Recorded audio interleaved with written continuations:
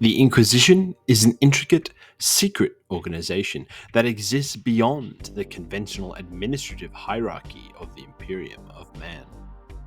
They serve as the covert enforcers of the Imperium. They diligently pursue and eliminate the diverse and limitless threats that endanger the stability of the God Emperor's domain.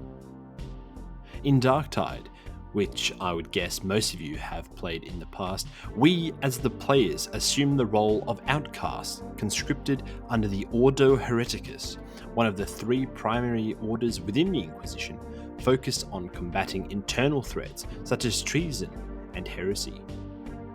Our mission is centered around cleansing Atoma, along with its prized possession, the hive city of Tertium, from the corrupting influence of Nurgle and liberating it from the clutches of the traitorous Mobian 6th Regiment. As rejects or penal units situated at the lower end of the Inquisition's hierarchy, we are given minimal trust, basic weaponry and equipment, and dispatched to the most treacherous zones within Tertium with little hope or expectation of survival or success. However, throughout Darktide, occasional references are made to Auric-Class Operatives. Melk remarks that sending Auric-Class Operatives to Throneside is unsustainable. An announcement aboard the Morning Star reveals the deployment of Auric-Class Operatives to investigate the sighting of possible Xenos. The Barber, Oscar Karl, restricts cybernetics solely for Auric-Class Operatives, and Zola mentions in the Emma Raid mission on Chasm Terminus that the munitions are not intended for us rejects, but rather they are reserved for the Auric-Class Operatives who are engaged in the more critical operations. So who exactly are these esteemed Auric-Class Operatives? What entitles them to receive the finest equipment, ammunition, trust, and operational freedom? Well, there's a couple theories out there that attempt to answer these questions. But to begin with, we can assume that these Auric-Class Operatives well and truly surpass us, the rejects of Grendel's Warband, in terms of skill and experience. They clearly have access to the finest equipment and are undoubtedly highly valued, possibly even having earned the utmost trust within the Inquisition's ranks. This provides us with some interesting leads to explore. Very little is impossible for one of the Emperor's Inquisitors, and they are well within their rights to call on the services of any citizen or servant of the Emperor. As such, it is not too outlandish to argue that Grendel may in fact either have a sanctioned assassin in their retinue or have access to one on call. It may be the case that the Auric-Class Operatives are in fact Imperial assassins. Though I do have to say, I think it's hard to argue that the situation on Atoma is dire enough to warrant the deployment of an assassin, and it would also be quite unique for Grendel, who we know very little about, to have direct access to one. And also Grendel's ability to keep the assassin's presence a complete secret to all others among their forces would be quite the achievement. Also, if we consider the use of the term Auric-level operatives, as in plural operatives, the game is clearly indicating that there is more than one Auric-class operative, so this theory begins to fall apart, as I think it's pretty safe to say that a lone Imperial assassin would typically be more than capable of tipping the scales of the situation on Atoma independently.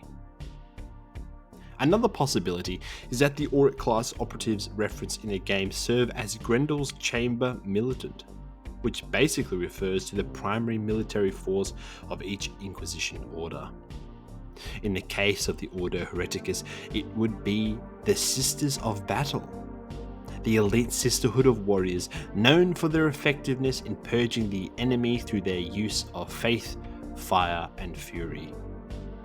It's an interesting theory, no doubt, but at this point you might rightly point out that the rejects frequently make reference to the Sisters of Battle in-game in their combat dialogue, and they remain totally unaware of their presence on Atoma or the Morning Star. And considering the Sisters of Battle exceptional skill and effectiveness in such matters, it seems unlikely that their presence would go unnoticed for very long. But it just so happens that Tertium does have a sister city that is, rather annoyingly, mentioned in almost every mission in the game. The rejects are something like, "So, what's this I've heard about another hive city on Atoma, out in the wastes?" And Morrow always responds with, "Never you mind, it doesn't do well to ask questions like that," shutting the conversation down immediately. Though some rejects go further and mention that the war in the mysterious sister city is not going well, and that is why Morrow does not wish for it to be mentioned. Considering the presumed impending defeat in the sister city, one could speculate that Grendel and a significant number, if not all, of the Auric-Class Operatives have been deployed there due to the severity of the conflict. This scenario would not only explain Grendel's conspicuous absence throughout the game, but would also account for the lack of information and awareness regarding the presence of the Chamber Militant or Sisters of Battle on Atoma. It is possible that the Sisters of Battle are exclusively engaged in the fighting within the Sister City, where information about the situation is strictly monitored.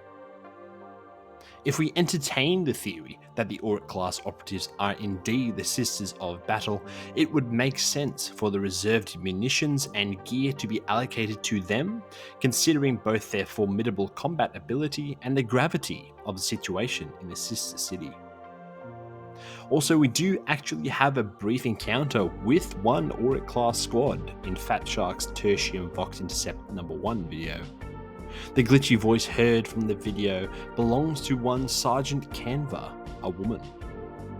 Although the Sisters of Battle do not adhere to traditional ranking systems that would account for the rank of Sergeant, it is possible that Melk, who is engaged in conversation with Sergeant Canva, may be unfamiliar with the intricacies of the Sisters of Battle's ranks, thus failing to address her correctly as Sister Superior. Though I do have to say that the most probable and possibly the least exciting theory is that the Auric-Class Operatives simply refer to the Inquisitor's acolytes or throne agents, who in this instance are either experienced agents who have been in Grendel's service for some time, or are just some of the most seasoned and experienced rejects, basically player characters like around level 30, I imagine. Acolytes are essentially initiates in the service of the Inquisition, with the potential to ascend to the esteemed rank of Inquisitors themselves if they prove exceptional dedication and fulfill their duties to the highest standards. Ordo Hereticus Inquisitors usually have many cells of acolytes at their disposal, and they are trained to cleanse vast infected areas and to eliminate and replace key individuals who have succumbed to the temptations of the ruinous powers. On the other hand, throne agents are the more experienced acolytes who have served the Inquisition and their Inquisitor for years or even decades, and are basically regarded as full-fledged members of the Inquisition. They are among the most feared and formidable individuals within the Imperium of Man, likely second only to Inquisitors themselves. So yeah, there are a few theories that try to explain who these Auric level operatives are and why they are on Atoma, but none fully satisfy all the criteria, and it is unlikely that we'll get any solid information anytime soon. Well, at least until Fat Shark decides to reveal more information about the greater conflict on Atoma. I hope this happens soon, but I don't have high expectations for any immediate updates. But if you do have any other theories that I may have missed, please let me know about them in the comments, share them around. I'm very interested to hear what you guys think. Thanks for watching. See you.